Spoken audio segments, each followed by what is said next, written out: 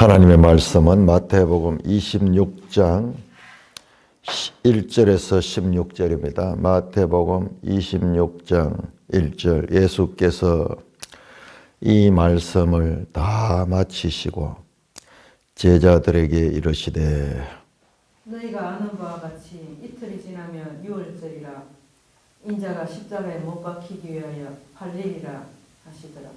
그때 대제사장들과 백성의 장로들이 가야바라 하는 대제사장의 관정에 모여 예수를 흉계로 잡아 죽이려고 언험하되 말하기를 밀란이 날까 하노니 명절에는 하지 말자 하더라. 예수께서 베다니 나병 환자 시몬의 집에 계실 때에 한 여자가 매우 귀한 향유 한 옥합을 가지고 나와서 식사하시는 예수의 머리에 부으니 제자들이 보고 분개하여 이르되 무슨 의도로 이것을 허비하느냐. 이것을 비싼 값에 팔아 가난한 자들에게 줄 수 있었겠도다 하거늘. 예수께서 아시고 그들에게 이르시되 너희가 어찌하여 이 여자를 괴롭게 하느냐. 그가 내게 좋은 일을 하였느니라. 가난한 자들은 항상 너희와 함께 있거니와 나는 항상 함께 있지 아니하리라. 이 여자가 내 몸에 이 향유를 부은 것은 내 장례를 위함이니라. 내가 진실로 너희에게 이르노니 온 천하에 어디서든지 이 복음이 전파되는 곳에서는 이 여자가 행한 일도 말하여 그를 기억하리라 하시니라. 그때 12 중의 하나인 가롯 유다라 하는 자가 대제사장들에게 가서 말하되 내가 예수를 너희에게 넘겨주리니 얼마나 주려느냐 하니 그들이 은 30을 달아주거늘 그가 그때부터 예수를 넘겨줄 기회를 찾더라. 하나님 아버지 은혜를 감사합니다. 이 아침도 하나님 말씀으로 양식 삼게 하는 특권을 누리게 하시니 감사를 드립니다. 예수님 이름으로 감사하며 기도드리옵나이다. 아멘. 우리는 보통 이제 마태복음 26장부터 이제 예수님의 순환과 십자가의 죽으심과 그리고 부활하시고 성천하심, 이제 마태복음 이야기의 이제 끝을 우리가 보게 되는데요. 그런데 사실상 중요한 거는요. 중요한 것은 이것도 중요하죠. 이 기사 중요한데 그러나 실제로 마태복음에서 중요한 것은 5개의 예수님의 설교였어요. 그런 면으로 보면은 감람산 강화가 끝이 나면은 이제 후기에 나오는 이런 기사들은 이제 복음서에 다 나오잖아요. 이런 기사들은 오히려 이런 기사들은 덜 중요하고 그래서 제가 보고 있는 최근에 어떤 그 주석자의 글을 보면은 이 내용들을 갖다가 그냥 에피소드 정도로 취급을 하고 그만큼 예수님이 직접 가리킨 메시지가 중요하다. 메시지가 중요하다. 마태복음 우리는 이번에 공부를 하면서 마태복음이 어떤 책인가? 예수님의 5가지의 제자들을 향한 설교. 그것이 마태복음의 핵심 메시지. 여러분 한번 생각해 보세요. 예수님의 생애에 대한 기사는 복음서에 다 나오잖아요. 그런데 예수님이 한 이 가르침, 제자들에게 직접 당부하고 가르친 이 메시지가 이것이 얼마나 중요할까요? 얼마나 중요하겠어요? 여기에서 모든 기독교가 나오는 거예요. 얼마나 중요한지 몰라요. 5가지의 설교가 어떻게 나왔냐 그러면은 제일 처음에 나온 것이 산상설교였습니다. 5에서 7장 산상설교였고요. 그 다음에 10장에서 산상설교, 10장에는 파송설교, 제자들을 이제 보내면서 전도하러 보내면서 말씀하셨던 그 10장이 나오고 13장에 천국 비유,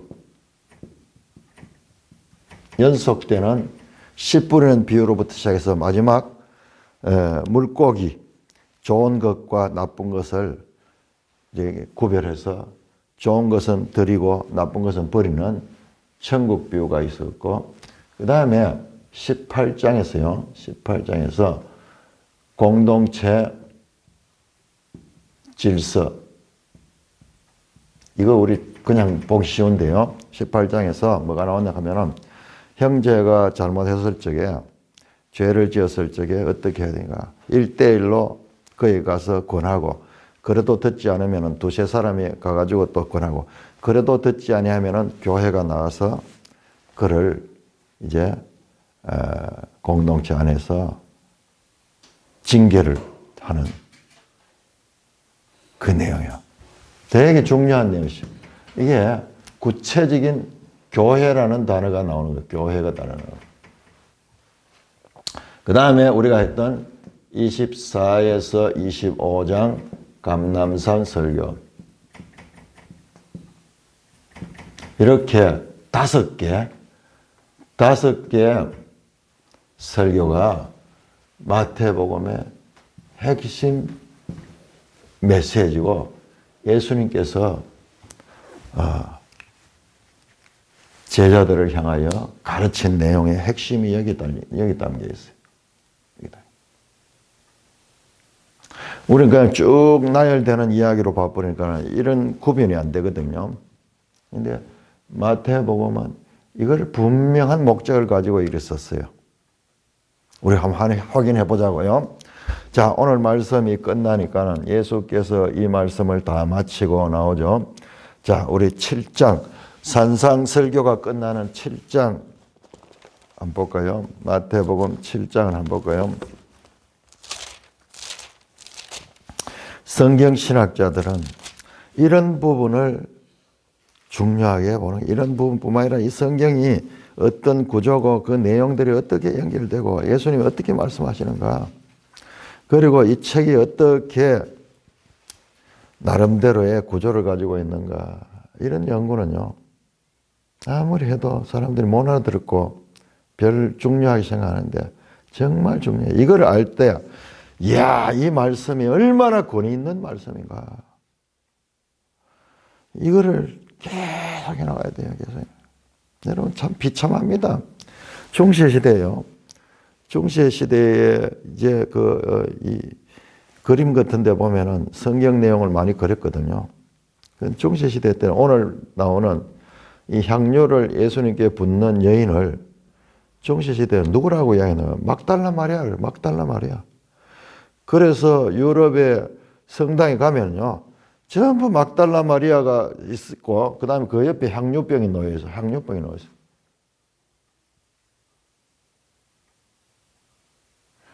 뭐 교황이라고 하는 자가 그 그레고리 뭐 13세인가 뭐 그런 교황이 있었는데, 한 5세기 때 그 그레고리라는 사람이 그런 식으로 가르쳐 보냈는 거예요. 그러니까는 그게 전통이 돼가지고 온통 가면 막달라 마리아 옆에는 향유가 있어. 향유를 부은 여인은 막달라 마리아라. 심지어 우리 찬송가에도 지금 그게 있는 거, 지금도 아마 여기 들어있을 거예요. 값비싼 향유를 주께 드린 막달라 마리아 본받아서. 막달라 마리아가 언제 예수님한테 향유를 본 게 복음서 어디에 나옵니까? 그 정도로, 아니 하나님의 말씀이라면 하나님의 말씀을 그렇게 엉터리로 그렇게 하는 그 자체가 하나님의 말씀에 대한 모독이죠. 우리가 몰라서 그렇지 그런 일들이 부지기수로 있어요. 부지기수로. 자, 우리 7장 한번 봅시다. 7장 이렇게 산상설교가 끝나면서 7장 28절 보세요. 28절. 예수께서 이 말씀을 마치심에 무리들이 그 가르침에 논란이 끝이 나면은요 반드시 표시가 있어요. 예수께서 이 말씀을 마쳤다. 그 다음에 두 번째 파송설교 10장이죠.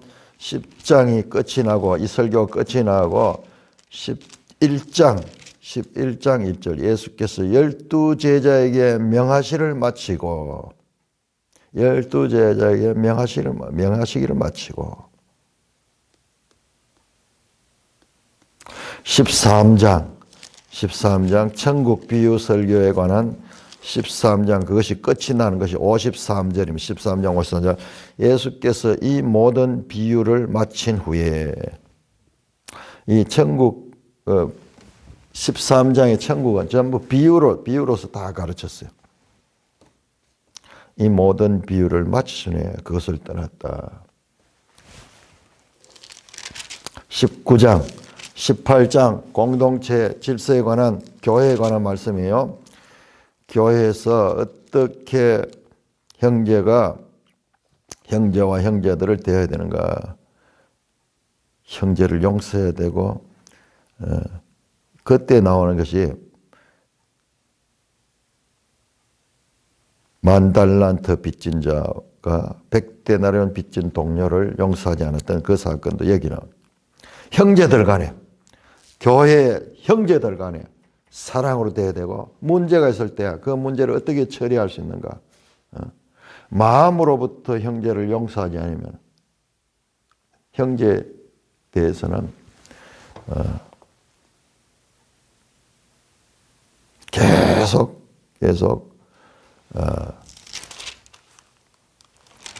용납하고 용서해야 된다. 그러면 19장 보세요. 19장 1절에 예수께서 이 말씀을 마치시고 이렇게 딱 기호로 표시를 하는 형식구를 넣어가지고 이 5개의 설교를 다 표시를 하는 거예요. 우리 이런 걸 그냥 봐버리니까는 그게 안 보이죠. 마태복음에는 5개의 예수님의 설교가 있다. 직접 제자들에게 한 설교. 그러니까는 가장 중요한 거죠. 예수님이 직접 가르친 내용이니까는 나머지는 전부 이 가르침의 주석들이야. 사도 바울이 자기가 예수님 말씀을 직접 한 것이 아니고 다 이 말씀들을 가지고 교리화시키고 체계화시키고 가르치고 그렇게 했는 거예요. 그러니까 이 복음서 가운데서도 이 예수님의 이 5개의 설교 이것이 그렇게 중요한 것입니다. 이건 기본이잖아요. 그런데 이것조차도 우리가 모르거든요. 그냥 읽어서는 이게 안 보여요. 그래서 성경신학자들은 정말 이 말씀들을 자세히 연구를 합니다. 자, 오늘 말씀도 보세요. 26장 1절 예수께서 이 말씀을 다 마치시고. 그런데 지금까지의 이 마침표, 설교를 마칠 때 마침표와 차이가 있어요. 뭐가 차이가 있을까요? 예수께서 이 말씀을 다 마치시고. 그런데 우리 번역하는 사람도 그거를 캐치를 못했는데 이 모든 말씀을 다 마치고요. 모든 말씀을 다 마치고 모든 말씀을 마치시고요. 여기다가 모든을 갖다 다로 바꿔서 다 마쳤다, 다 마쳤는데 모든 것 다 비슷하죠? 헬라어로 판타예요, 판타, 모든 것. 이 모든 말씀을 마치시고 이렇게 되는데 여기다 이 모든 말씀 다 마치시고 하면서 다 마치는데 방점을 놓는데 아니고 원래는 이것이 모든 말씀을 다 마쳤다. 이 말에는 이 24장에서 25장 감람산 설교를 다 마쳤을 뿐만 아니라 마태복음에 나오는 이와 같은 제자들에 대한 가르침을 다 마쳤다는 의미가 그 속에 포함이 되어 있어요. 자, 그걸 어떻게 알 수 있느냐? 자, 신명기 보세요. 신명기 31장 보세요. 신명기 31장. 자, 왜 이것이 중요하냐 그러면은 마태는 예수님을 새 모세로 드러내고 있어요. 새 모세다. 예수님은 새로운 모세다. 히브리서에 의하면 모세보다 더 큰 자다. 모세는 예수님의 그림자다. 그걸 드러내려고 하고 있는 거예요. 자, 신명기 31장 1절 보세요. 31장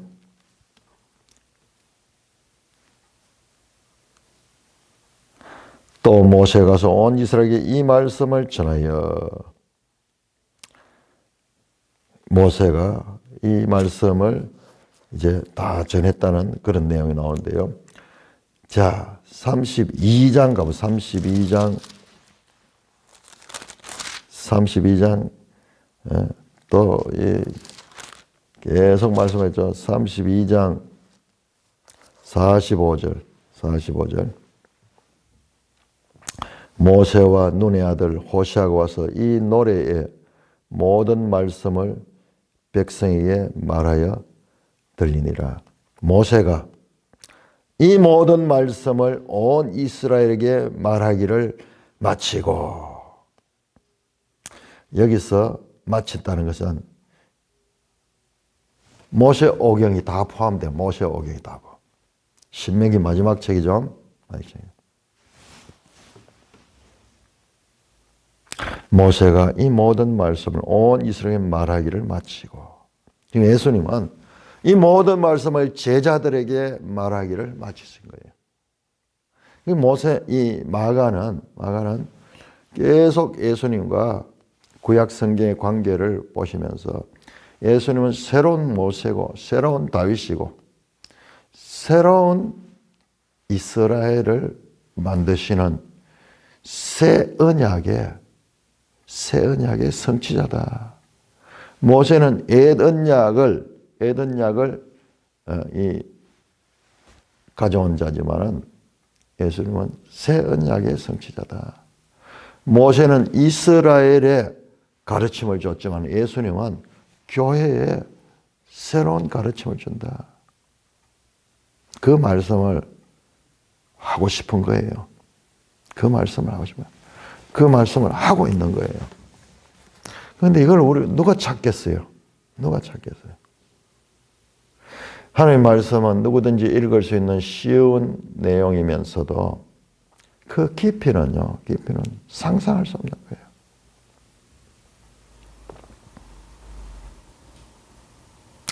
예수님은 모세가 오경으로 이스라엘을 가르쳤듯이 마태복음의 이 5개의 설교를 통해서 제자들을 가르쳤다. 예수께서 이 말씀을 다 마치시고, 이 모든 말씀을 마치시고 제자들에게 이르시되, 이제 가르침은 다 끝이 나고 이제 너희가 아는 바와 같이 이틀이 지나면 유월절이라.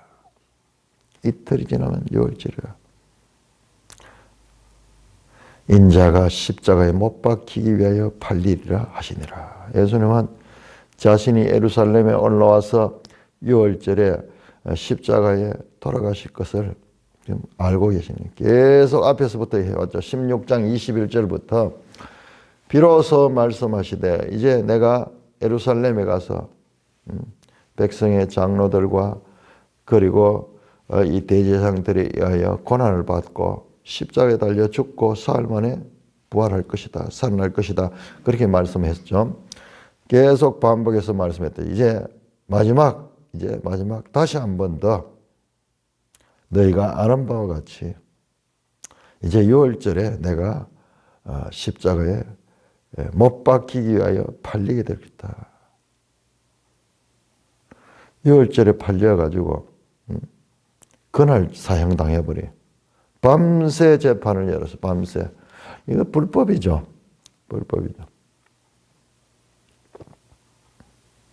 자, 그러니까는 이틀이 지나면 그러면 이 날짜가 지금 어떻게 되냐 하면 월요일 날 마지막 한 주간을 마태복음은 슬로우 모션으로 자세히 기록합니다. 월요일 날 베다니에서 올라오셔가지고 성전 청결했죠.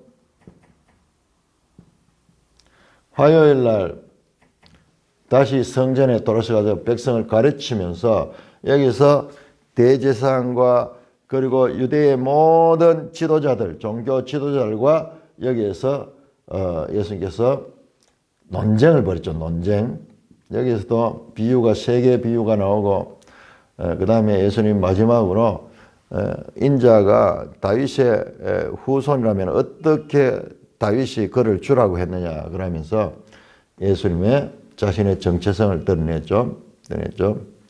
그 다음에 이제 이것이 지금 이까지 다 감남산 설교까지가 이때 화요일 날이다. 화요일 날. 그러니까 21장 23절에서 25장까지 전부 다 이 화요일 날이에요.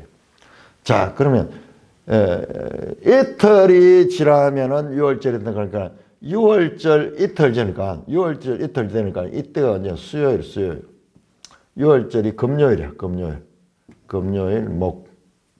금요일인데 그 마지막 주간에 지금 6월절 이게 6월절이죠.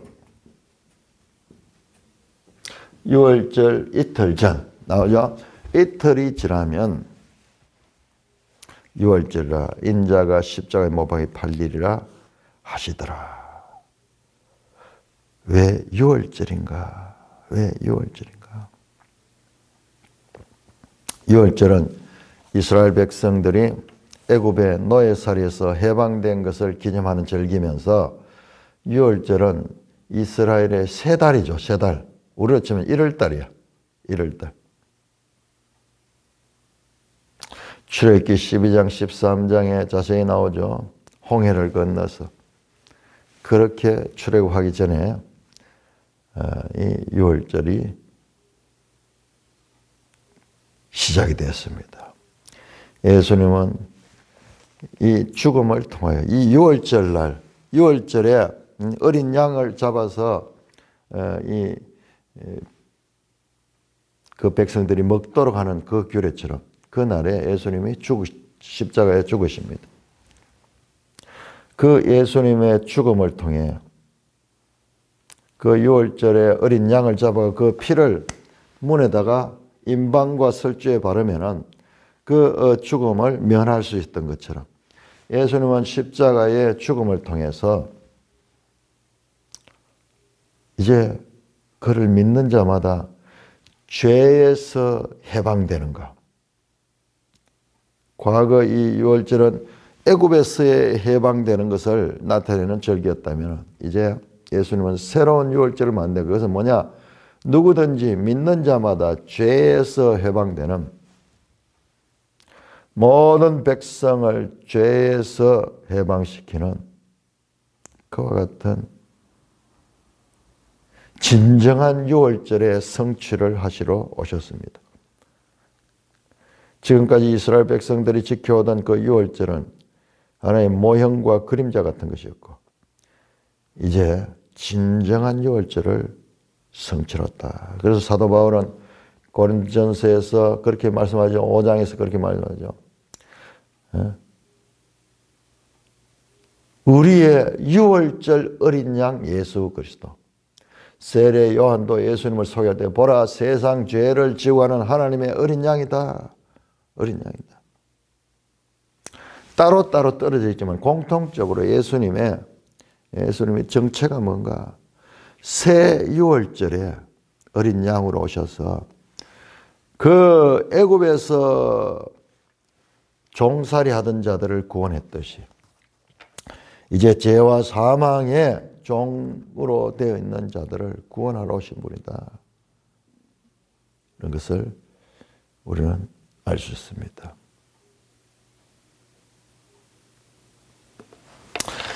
자, 이렇게 5개의 예수님의 설교가 있고 그 사이사이는 뭐냐 하면 사이사이에 있는 것들은 내러티브 설교가 있고 그 다음에 그 사이사이에 이야기들 있죠. 사건들 이제 마지막에는 마태복음은 이 순환에 관한 내러티브가 이어지게 됩니다. 그때 대제사장들과 3절입니다. 백성의 장로들이 가야바를 하는 대제사장 관정에 모였다. 여러분 자세히 보시면요, 예수님을 죽이는 데는 누가 유대 지도자들 가운데서요, 대제사장들과 장로들이 앞장섭니다. 자세히 보면 그게 보여요. 자, 21장 한번 보세요. 21장 23절. 여러분 자세히 보면은 이게 다 보여요. 자, 예수님을 죽이게 한 사람이 누군가, 뜻밖에도요, 예수님이 지금 저주를 퍼부었던 서기관과 바리새인들이 아니에요. 자, 21장 23절 보시면은 예수께서 성전에 들어가 가르치되 대제사장들과 백성의 장로들이 나와서 예수님을 제지하는 거예요. 네가 무슨 권리로 일을 하느냐.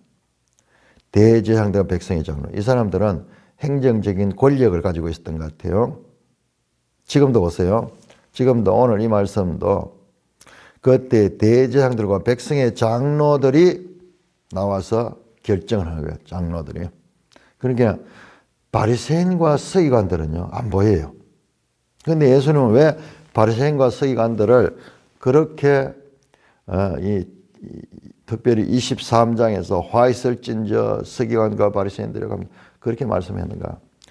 그들이 특별히 잘못이 있다고 하기보다는요, 그들이 하는 것이, 그들의 서기관과 바리새인들이 가르치는 자들이잖아요. 그들이 하는 일이 이제 제자들이 앞으로 하는 것이, 제자들이 천국의 서기관이거든요. 천국의 서기관인데, 천국의 제자된 서기관. 저 13장 천국 비유가 끝났을 적에 예수님께서 말씀했죠. 새 것과 옛 것을 창고에서 꺼내서 나누어주는 집주인과 같아요. 집주인 같아요. 거기서는 집주인 같아요. 그러니까 제자들이 해야 될 일이 서기관과 바리새인은 하는 말씀을 가르쳐야 되는 그런 입장이에요. 그러니까는 지금 서기관과 바리새인들의 이 잘못된 외식하는 그와 같은 것들을 교회가 본받아서는 안 되는 거예요. 그래서 특별하게 서기관과 바리새인을 대상으로 해서 그렇게 제자들에게 반면교사로 삼아서 강조한 것이, 그들이 특별히 나쁘고 다른 사람들은 괜찮은데 헤롯 땅이나 그 다음에 사두개인이나 대제사장들이나 백성의 장로들, 이 사람들은 괜찮고 이 사람들만, 서기관과 바리새인만 나빠서 그런 게 아니다 이 말이에요. 오히려 예수님을 죽이는데, 최종적으로 죽이는 데는 바로 이 대제사장들과 백성의 장로들이다. 그 구분이 자세히 보면 구분이 돼요. 그때에 대제사장들과 백성의 장로들이 가야바라 하는 대제사장의 관정에 모였다. 그런데 대제사장들 복수로 되어 있거든요. 대제사장은 한 사람인데 지금 그 당시에 대제사장 가야바예요. 그러니까는 우리로 치면은 요즘 뭐 노회,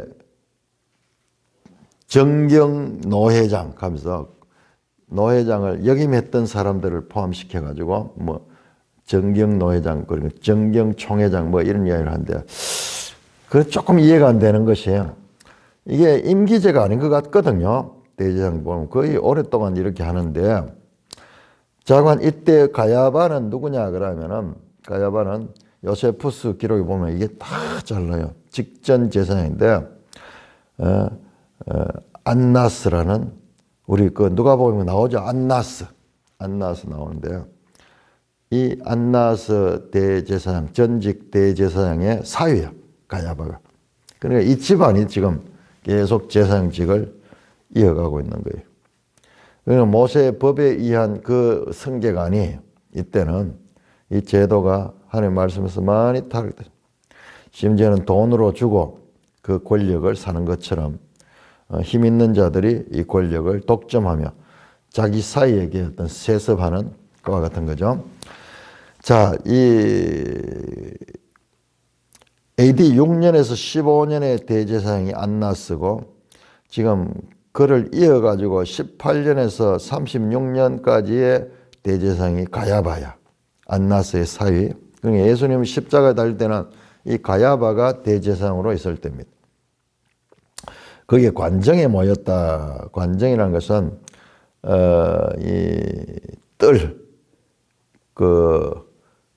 관사의 뜰에 모였다. 거기 모여서 회의를 하는 거예요. 대제사장들과 백성의 장로들이 거기서 대제사장을 중심으로 회의를 하는데 아마 백성의 장로들이 산헤드린이 포함이 될 거예요. 산헤드린 공회. 산헤드린 공회가 여기 포함될 것 같네요. 그러니까 완전히 한 70여 명의 이 공회원들이 모일 수도 있습니다. 그래서 예수를 흉계로 잡아 죽이려고 의논하되 말하기를 밀란이 날까 하노니 명제를 하지 말라. 의견을 못 와가지고 회의를 하는데 예수님을 없애려고 합니다. 없애려. 그런데 지금은 아니다. 지금은 6월절이 이제 이틀 후면 6월절이기 때문에 사람들이 막 전국에서 많이 왔는데 이 사람들이 모여가지고 밀란이 일어난 적이 몇 번 있었는 거예요. 그러니까는 이 날짜를 피해가지고 사람들이 흩어진 후에 조용할 때 처치하자. 그렇게 의견을 정리를 합니다. 정리를 합니다. 실제적으로 유대의 대제사장들과 백성의 장로들의 회의에서는 예수님이 6월절에 안 죽도록 돼 있어. 그렇게 확실하게 못을 박잖아요. 그때는 하지 말자 결정했거든요. 결정했는데 그런데 우리가 뛰어넘어 가지고 14절 보시면 14절 이 계획을 회의를 해가지고 계획을 삼았는데도 불구하고 이 계획이 흐트러지며 6월절 날 예수님을 죽이게 하는 그와 같은 일이 실행된 것은 그들의 계획과 달리 변수가 일어났어요. 14절에 그때 12 중에 하나인 가롯 유다가 대장에 가서 말합니다. 내가 예수를 너에게 넘겨주겠다. 그래서 적극적으로 유대 종교 지도자들의 결정과 달리 예수님의 제자 가운데 하나가 고발을 하고 협조를 해가지고 적극적으로 예수님이 6월절 날 죽도록 그렇게 만드는 사건이에요. 분명히 의회에서 계획은 6월절이 아닌데 6월절을 하게 된 것도 그러니까 사람이 마음으로 계획할지라도 그 뜻을 이루는 분은 하나님이십니다. 하나님은 구약을 통하여서 예수님의 모든 일들이 그 구약 성경의 예언대로 성취되는 그런 것을 원하셨어. 그래서 마태는 계속 구약과 예수님의 사건을 연결을 시키고 있죠. 12 중에 하나인 가롯 유다. 가롯 유다는 왜 이렇게 갑자기 예수님을 배반했는가? 가롯 유다는 열심당이었다 하는 설이 있습니다. 열심당. 그때 당시에 독립운동을 하던 이 가롯 유다. 그런데 예수님이 죽는다는 거예요. 이제 이틀 후면 죽는다 그래요. 그러니까 자기는 예수님을 통해 가지고 이스라엘을 새롭게 회복할 그런 때, 그 회복한다 그러니까는 이제 독립운동을 벌려가지고 로마군을 쫓아내고 이제 독립하는 그런 거로 생각하고 있었는 거예요. 그런데 죽는다 그러니까는 자기가 믿고 있던, 자기가 기대하던 예수님은 그런 예수님이 아니었거든요. 그러니까는 너무나 실망스럽고, 그리고 메시아라는 사람이 어떻게 잡혀서 죽느냐, 자기의 생각과 너무나 다른 게 실망하고, 그래요 예수님을 팔아넘겨 버린 거예요. 내가 헛되게 따라다녔다. 헛되게 따라다녔다. 그러면서 그러자 그들이 은 30을 달아줬다. 매일 성경 주석을 보시면 은 30은 종의 목숨을 빼앗은 대가로 주인에게 지불하는 금액이지만은 유대인들이 메시아의 사역을 하찮게 여겨. 은 30은 그렇게 큰 돈은 아니에요. 큰 돈. 예수님이 그렇게 하찮게 정말 값싸게 팔려 넘어가는 그와 같은 모습을 가지고 있습니다. 유다는 예수님을 자기의 목적을 위해 따랐던 자입니다. 예수님의 말과 행동이 자신의 기대와 달라지자 그는 과감하게 배반의 길을 갑니다. 유다의 행동으로 인해 유다 지도자들의 계획은 명절이지만 어둡고 인적이 드문 장소와 시간에 유월절 기간에 넘겨지게 됩니다. 유다가 돌아가지고 그 계획을 틀어버린 거예요. 자, 그 중간에 6절에서 13절은 바로 베다니에서 향유 옥합을 부은 여인의 기사가 나오는 거예요. 이 배치가 보세요. 배치가 먼저 백성의 대제사장들은 예수님을 죽이려고 흉계를 꾸미고 있고 그 다음에 예수님의 제자 유다도 예수님을 팔아넘기고 있는 이와 같은 어두움 속에 그 중간에 이 기사가 배치되어 있는 거예요. 이 내러티브 자체도 개개의 내러티브도 말씀하지만 구조를 통해서도 말씀하는 거예요. 백성의 지도자들과 예수님의 제자들조차 예수님을 배반하고 죽이려고 하는데 그 가운데 한 여인이 무명의 한 여인이 예수께서 6절입니다. 베다니 나병 환자 시몬의 집에 계실 적에 예수님은 늘 예루살렘 오시면은 이 베다니에 갔는데 주로 마리아 마다 집에도 있었는데 여기는 마리아 마다 집 아니고 나병 환자 시몬의 집에 계셨어요. 자, 우리는 이 사건을 그냥 뚱땅지 같이 툭 튀어나오니까는 이 사건이 가지는 배경을 좀 소홀히 보기 쉬운데요. 요한복음 보면은 이전에 베다니에서 큰 사건이 있었어요. 뭐냐? 베다니에 마리아와 마르다의 오빠였던 나사로가 죽었잖아요. 그 나사로가 죽었던 그 나사로를 예수님께서 오셔서 살린 그 사건이 이 앞에 있었어요. 이 앞에. 요한복음 11장에 자세히 나오죠. 요한복음 11장 한 장이 전부 그 이야기죠.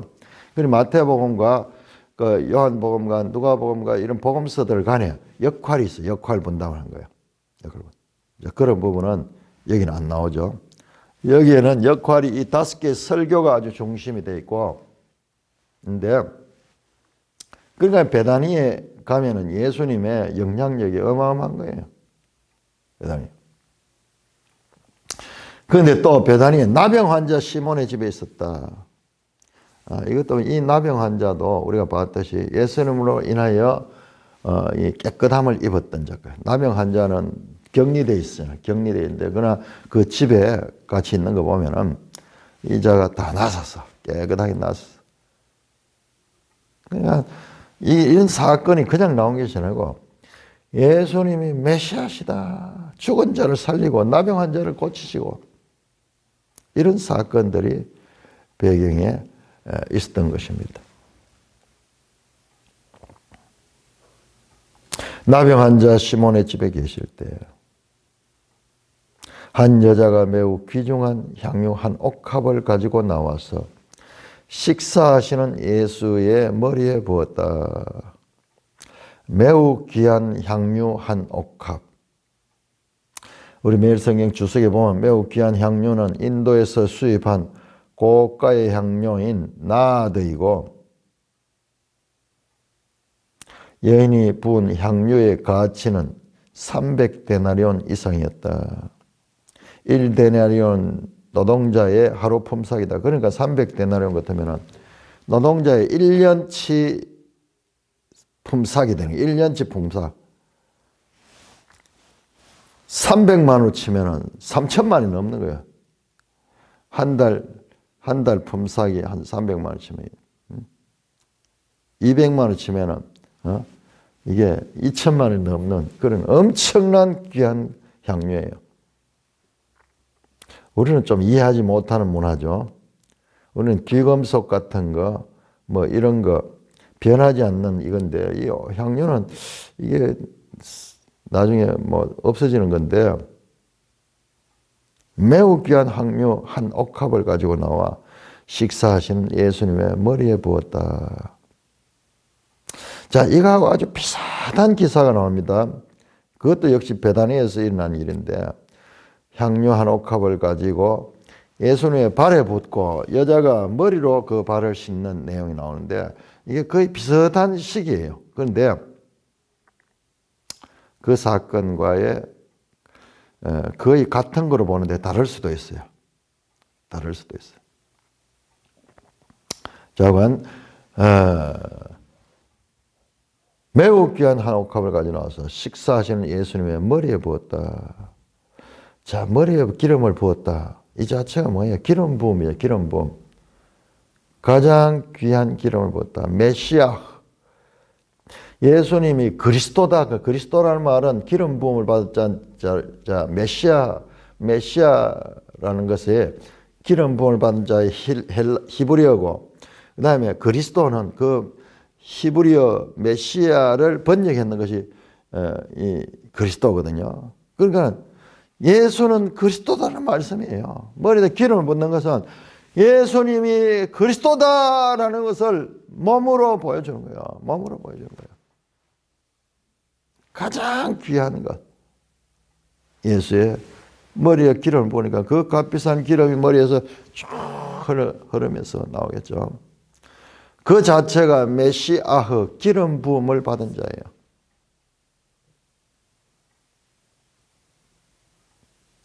어마어마한 메시지가 담긴 이 장면인데, 그런데 제자들이 보고 분개하여 이르되, 제자들이 보고 이 사건을 보고 분개했다 그래요. 분개했다. 무슨 의도로 이것을 허비했느냐? 이것을 비싼 값에 팔아 가난한 자들에게 줄 수 있었겠도다 하였거든. 보세요. 지금 이렇게 5개의 예수님의 설교를 듣고도 제자들은 깨닫지도 못하고 변하지 않았습니다. 앞으로 계속 보겠지만 제자들은 변하지 않았어요. 예수님이 직접 가르치는데도 이 변하지 않았습니다.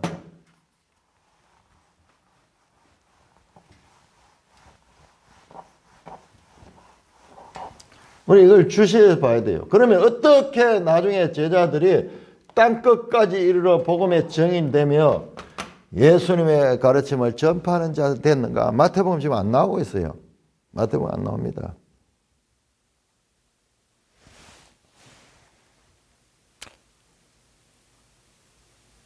마태복음의 역할이 있어. 그 부분은 마태복음은 손대지 않아요. 사실상 이 감람산 설교가 화요일이고 그 성주간의 마지막 화요일이고, 그 다음에 오늘 이 사건이 지금 수요일 있죠. 수요일 날 이 기름을 붓는 사건이 나오고, 목요일 날 예수님께서 설교하셨는데 그건 마태복음에 안 나와요. 이거는 요한복음에 나옵니다. 요한복음에만 나와요. 요한복음 14장에서 16장. 다락방 설교. 돌아가시기 전날 밤, 목요일에서 이제 금요일 날 돌아가시는데, 이 목요일, 우리로 치면은 목요일 밤이에요. 우리 약간 날짜에서 항상 헷갈리는 거예요. 이 사람들이 치는 거하고 우리하고 다릅니다. 이 사람들은 저녁이 하루의 시작이고, 하루의 시작이 저녁에 시작해서 다음날 저녁까지죠. 그래서 계산하기 복잡해가지고 제가 그냥 우리 요일수로 하는 거예요. 이 목요일 밤 요한복음 14 다락방설 무엇을 설교하냐? 성령에 대해 성령. 보혜사 성령의 오심을 설명하는 거예요. 그러니까 마태복음 그게 안 나와 있어. 그러니까 계속 실패하는 제자들의 모습만 보게 됩니다.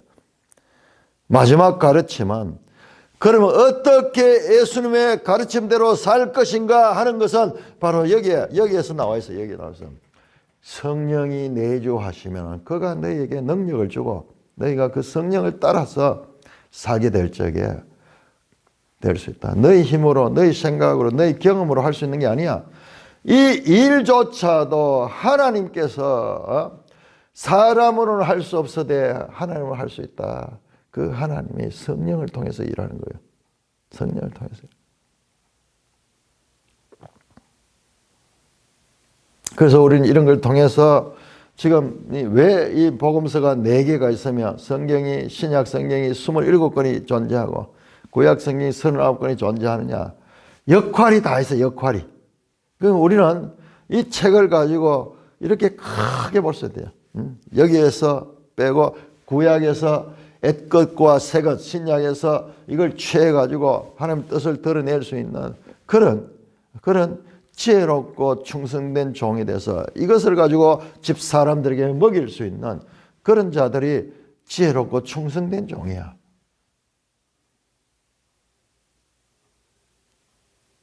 자, 이렇게. 그런데 이 사건도 보세요. 이 사건도. 우리가 앞에서도 비유 가운데서도 말씀드렸죠. 그 두 종의 비유와 열처녀 비유와 그리고 달란트 비유 이 두 개의 비유가 그 가운데 기름 부음이 있죠. 자, 24장 45절에서 나오는 두 종의 비유, 지혜롭고 충성된 종에 관한 이야기, 그 다음에 열처녀 25장 1절에서 13절, 그 다음에 달란트 비유, 달란트 25장 14절에서 30절까지입니까? 자, 이렇게 비유 가운데 이 두 종의 비유, 달란트 비유, 이것도 착하고 충성된 종과 그 다음에 여기도 지혜롭고 충성된 종과 악한 종이죠. 그 사이 열처녀 비유들이죠. 열처녀 비유, 이건 기름 준비한 거. 준비인데 기름이 준비됐냐? 이게 나타낸 게요.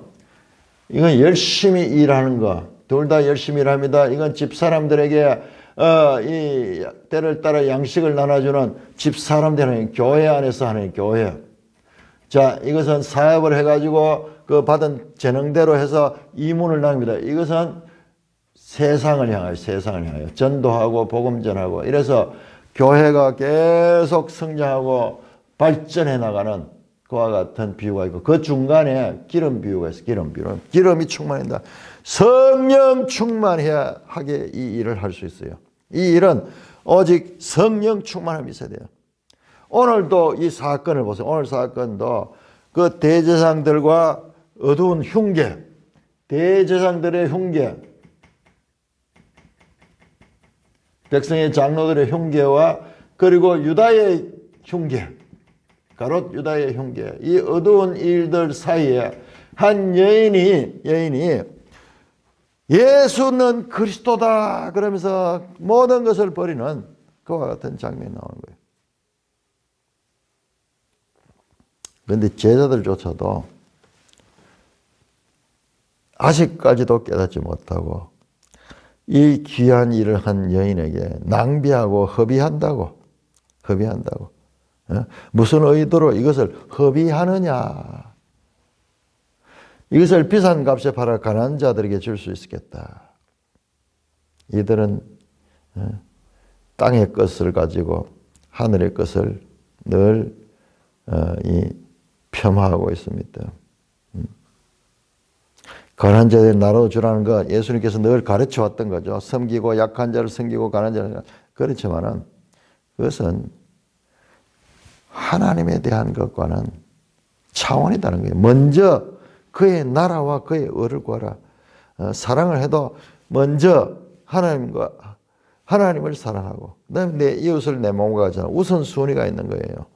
거꾸로 되면 안 되는 거예요. 그러니까 이들이 아직도 예수님이 누군지를 제대로 이해를 못하니까는 세상적인 가치관념을 가지고 예수님을 평가하고 그리고 예수님 앞에 헌신한 여인에 대해서 분개했다. 분개했다. 예수께서 이 모든 것을 아시고 그들에게 말씀합니다. 어찌하여 이 여자를 괴롭게 하느냐? 그가 내게 좋은 일을 했다. 여러분, 이 말씀에 좋은 일 하는 이 자체가 엄청 무게가 있는 거예요. 좋은 것을 주시지 않겠느냐? 좋은 일을 했다. 그냥 우리는 이 언어도 인프레가 돼가지고 진짜 좋은 일, 진짜 중요하고 좋은 일 이런 식으로 부사를 붙여가지고 설명하는데 예수님 말씀 그런 게 없어요. 사람이 할 수 있는 가장 좋은 일을 그녀가 했는 거야. 그는 온 몸으로 자신의 것을 최고 가치되는 그리스도에게 자신을 바치는 몸으로 입술이 아니라 모든 물질과 행동을 통해서 신앙을 고백하고 있는, 고백하고 있고 예수님의 장례를 준비하는 일을 하고 있다는 거예요.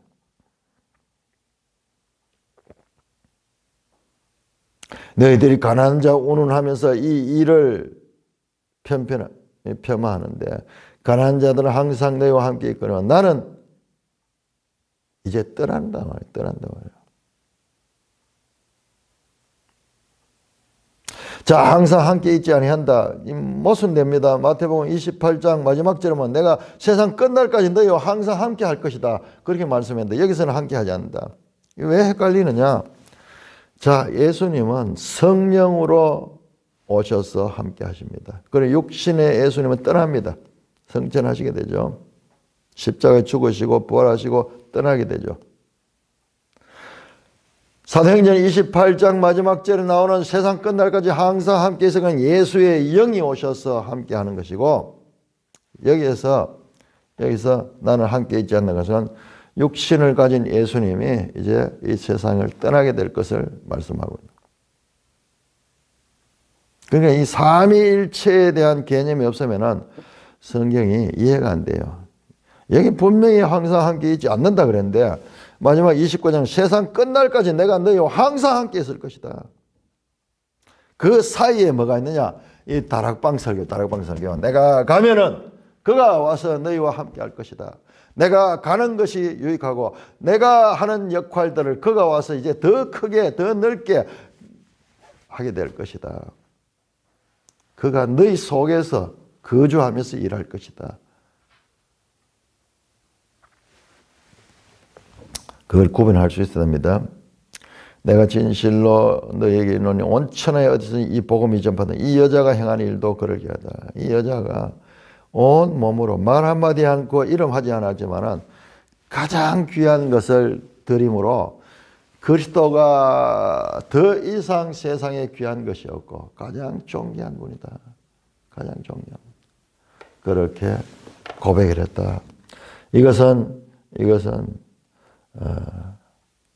세상 어디에서도 온 천하에서 전해야 될 그와 같은 일이다. 자, 백성들과 그 장로들과 이 제자가 배반하는 가운데서도 한 여인, 무명의 한 여인이 헌신하는 그것을 예수님께서는 기쁘게 받으시고 제자들조차도 이 의미를 깨닫지 못하는 가운데 예수님은 한 여인의 그 행위를 귀하게 말씀하시며 이 여자가 행한 일 이것이 좋은 것이다. 좋은 일이다. 교회 시대도 이와 같이 예수님을 최우선 순위로 두는 그런 신앙을 칭찬하는 것과 마찬가지로 이렇게 말씀하고 있는 것입니다.